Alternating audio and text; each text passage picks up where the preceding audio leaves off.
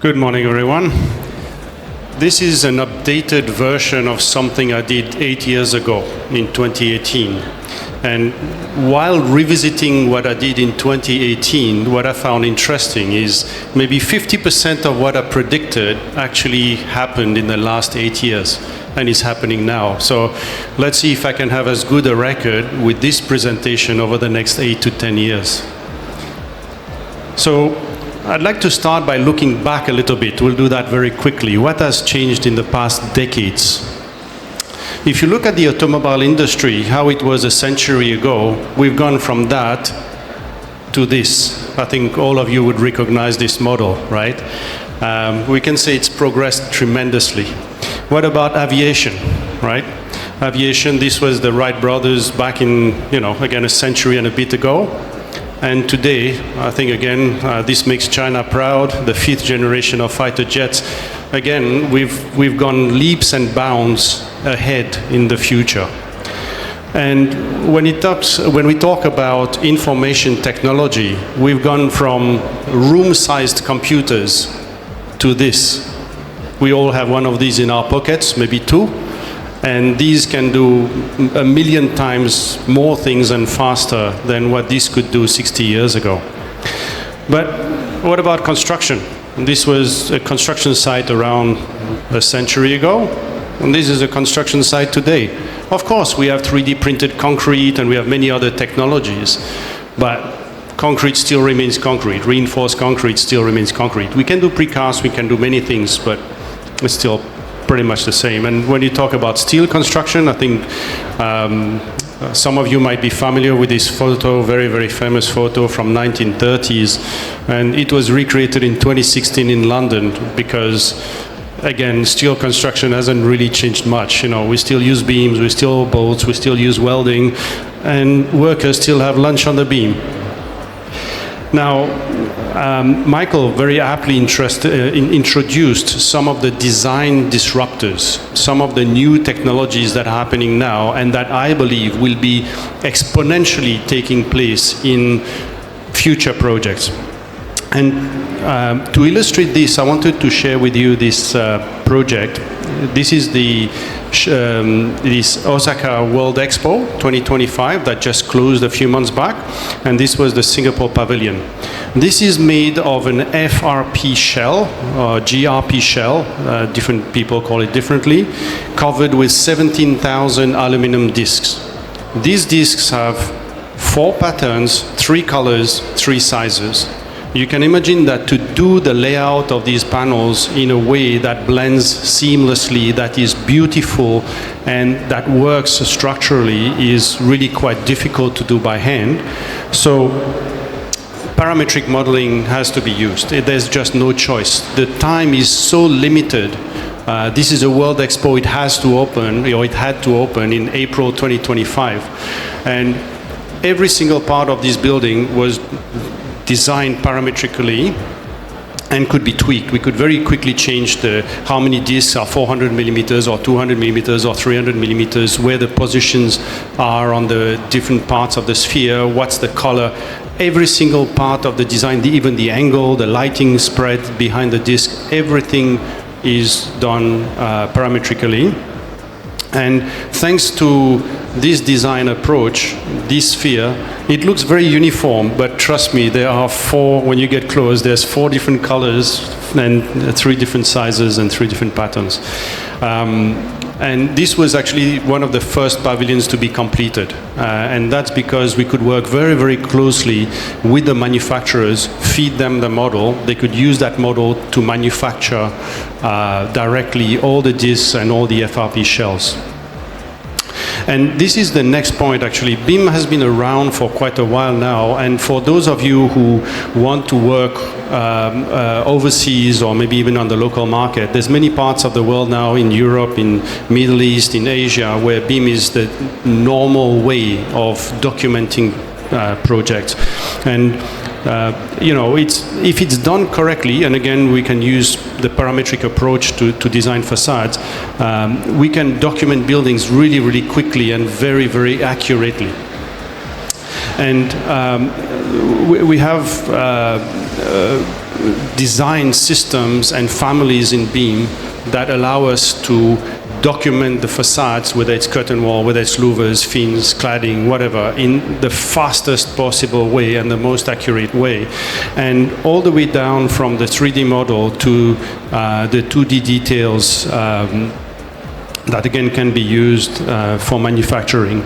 And where I feel that this could go is working probably closely with the manufacturers to work with their families up to LOD 400, 500, and even beyond, because maintainability and durability of buildings is now becoming integral part, or forms an integral part of the sustainable approach to design. It's making the buildings more durable and sustainable.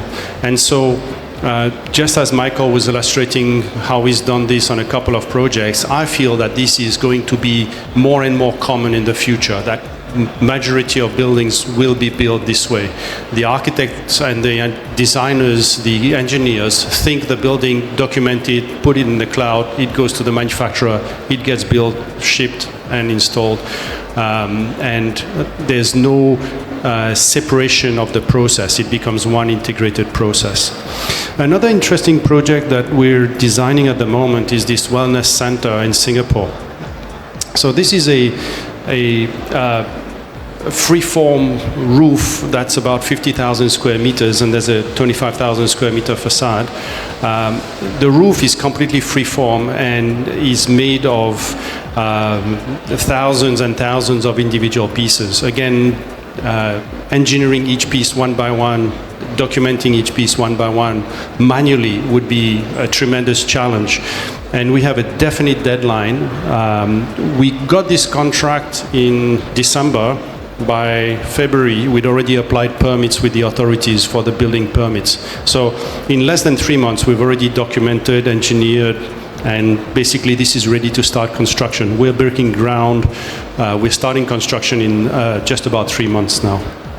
And all this was made possible through scripting and integrative design, where we can document in BIM the geometry, directly and bidirectionally connect the BIM model to our engineering software, calculate the required structure and the different elements, whether it's the steel, the aluminum, the glass, and feed that back into the BIM model directly. So what you see on the renderings, what you see on the architectural drawings is what is really going to be built, because that's been already signed and designed and verified.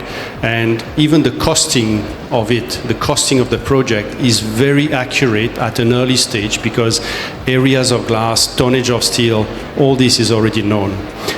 We've done a similar process on the upcoming design for the Dubai Mall. So this is a new extension of the Dubai Mall. I can't share too much of this. The client is very, very protective of the images, so we can only share this image and this one. But it's made of 24 kilometers of free-form, three-dimensionally shaped stainless steel pipes.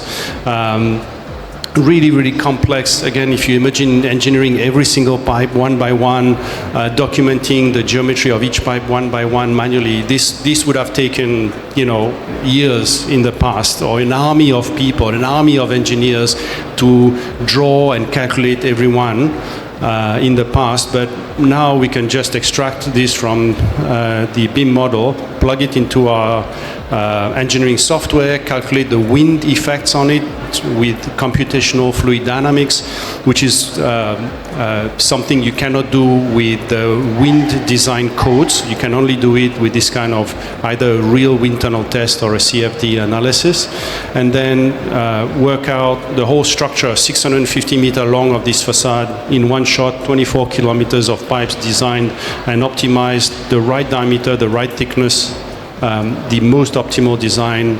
And some of the longest pipes are 34 meters long, only supported at the two ends, and they're only 200 mm diameter. So it's very, very optimal design. It's really quite a challenge to do this. Real-time rendering, this is becoming more and more common and more important. Clients in the past were quite satisfied to look at 2D drawings and line drawings. Nowadays, real-time renderings. But more and more, we're also heading into gamification of design. And we use a lot of virtual reality and goggles and things like that, or even VR caves, what we call VR caves. They're like entire rooms where the clients can visualize and the design teams can visualize the project and really see it from inside. So this is an old version of a current project. I can show it. The new one I cannot show. The client again is protecting the design and not allowing us to share images. But this was the first go at design, and we shared these visualizations with them through virtual reality. They can use goggles and little handheld joysticks to get into the building, open doors, open skylights, and really visit the building as if it was really built. And more importantly, if they don't like something, we can change it immediately, on the spot. Directly we change it, directly the rendering is updated, and they see the results on the fly. So this is a really good tool to make sure that you don't have variations later, or the client accepts something first and then later say, oh, I didn't realize it was going to be like this. No. You saw it, you know exactly how it's going to be, and that saves you redrawing and changing multiple times later. We use a lot of AI predictive design nowadays. So when we do buildings, we use our in-house developed AI systems to look at the solar energy potential, which we'll talk about in a minute, to look at reflectivity, to look at thermal performance of the facade. And this is really a great tool to cut down on design time. We can probably save 80% of the design time by making the right decisions up front. Generative design has become quite important nowadays as well. These are 3 on-the-fly renderings I did on the flight last night. It only took, 15 seconds to draw it. To generate it, not to draw it. 3 versions of a building, just a simple prompt. But beyond this kind of tool, or toy, sorry, I should say, beyond this kind of toy, there is a real tool there that is just getting started and is being harnessed more and more to generate images faster and faster, and to help the design teams be more efficient. And this is really quite interesting. I believe this will get more and more common. And with AI, we can also automate a lot of tasks that take a lot of time. We've also designed this system, for example, to work out the overall thermal efficiency of the facade, the heat load generated by the facade onto the building. And it's very simple. It takes all the information that's already in the BIM model. You don't have to add anything. It's already there. You know what type of glass, what type of mullions, what's the design. It calculates how much heat, radiant heat, conductive heat passes through the glass and through the mullions, and it just generates a report immediately. This is something that in the past would have probably taken an engineer 3 to 4 weeks to do, maybe more on complex projects. Now this takes 20 minutes of server time. You just import the model, verify everything's okay, press the button, 20 minutes later, 10, 15, 20 minutes later, you have the answer. And so these are, let's say, what I believe are going to be growing trends in the design of buildings. And in terms of construction, we're looking more and more at embodied carbon, for example, and sustainability of designs. And for manufacturers, let's say for China, manufacturers who would want to go and work overseas, for instance, having an EPD, an environmental product declaration, and a whole life cycle carbon assessment this is really essential moving forward. And we need to look at both sides of the equations, which is quite difficult to do, I know, but it's something that is more and more being demanded by clients, by buyers of products overseas. They want to know about what's the embodied carbon, so how much carbon is in the product itself, has gone into producing and shipping the material to site and installing it, but also operational carbon. That means for example, the efficiency of the thermal efficiency of the product, how easy it is to maintain, what's its lifespan, and things like that. Another trend that we see to help with productivity and to help make construction faster and more efficient, it's modularity. And with modularity, it's easy to become boring very quickly. The designs become very repetitive.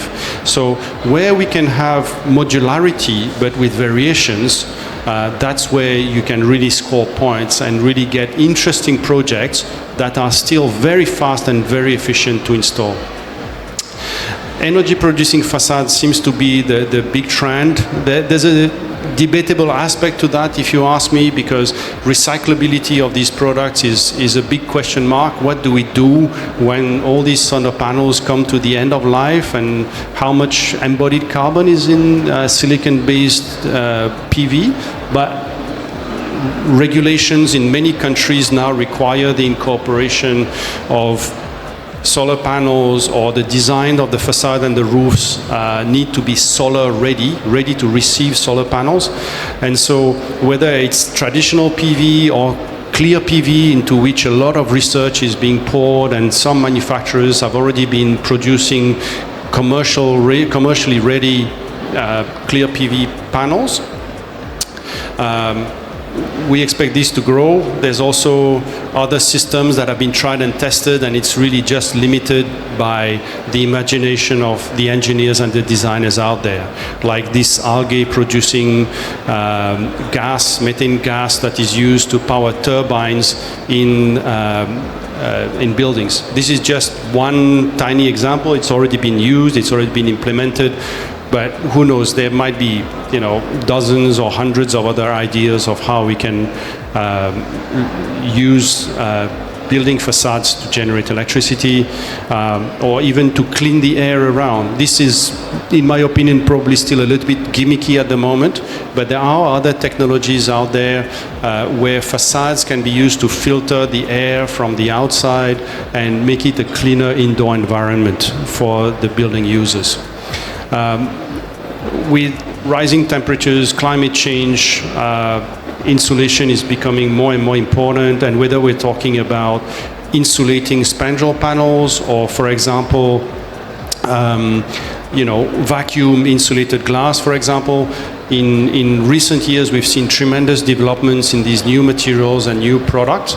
And for instance, the latest generation of vacuum insulated glass does not have these ugly little dots, the filling ports or the vacuum ports on the corners. Now it's all like a normal piece of glass. You don't see the difference. It also has a lot less weight, a lot less material, so it's more sustainable.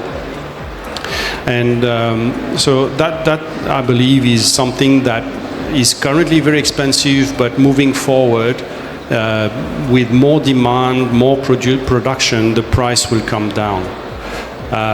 Adaptive and reactive facade, to me, has been the holy grail, something that I would like to have on all, if not maybe most projects moving forward. Facades that react to the environment, that adapt to the environment. And it can go from something like, this project where we have moving shading elements, for example. It could be that. But this also adds more material, more weight, more cost. There are other technologies out there. I personally feel that electrochromic glass is the one that is the most promising, and I seem to have seen on the program of the event that some of the new manufacturers are out there. This is a product that should really be very, very successful moving forward. The light and the heat that gets into the building is adjusted according to how much sun is passing through and what is the comfort level that the people want inside the building. And compared to a fixed glass, where if it's daytime, nighttime, it's bright day, it's a rainy day, you cannot control how much heat and light come in. This is really adaptable. And there are different versions of it with films or with even liquid crystal.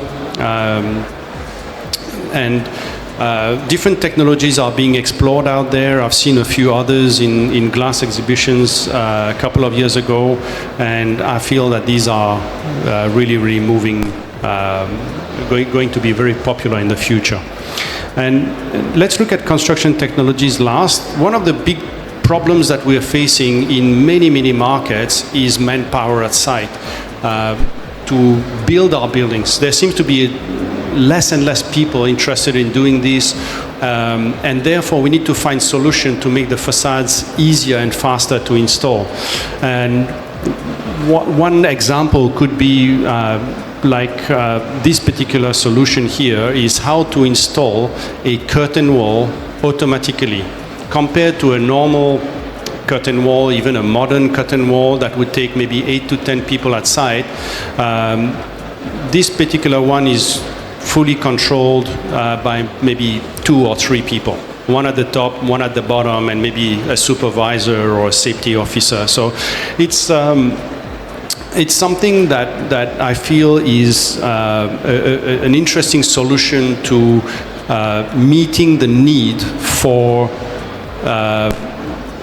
more efficient construction, more efficient installation, and less people at site. Low maintenance facades as well is something that we want to see. Facades that require less water, less electricity to maintain, that are more durable. And also connected facades. This is something that again, I spoke maybe 8 years ago, and it's not quite happened yet. We start to see the beginnings of it on a few buildings around.